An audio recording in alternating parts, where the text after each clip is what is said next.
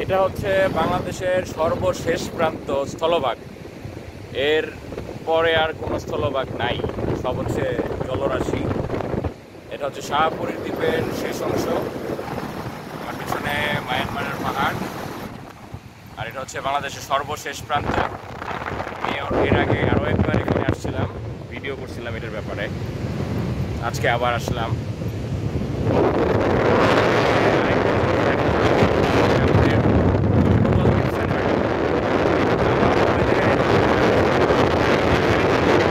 আমার ঠিক সোজা, আমার এই আঙ্গুল বরাবর সোজা এই জায়গাটা হচ্ছে সেন্ট মার্টিন।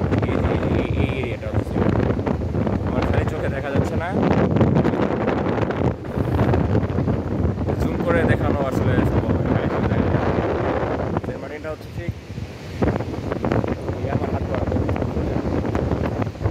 খুবই অস্পষ্ট দেখা যাচ্ছে। আজকে ঘূর্ণিঝড়ের সম্ভাবনা ছিল, যার একটা মানে আভাস এখানে আছে। অনেক বাতাস, সাগর অনেক বেশি উত্তাল, সব মিলিয়ে প্রকৃতিটা একটু অন্যরকম, এক্সাইটেড, ক্রেজি।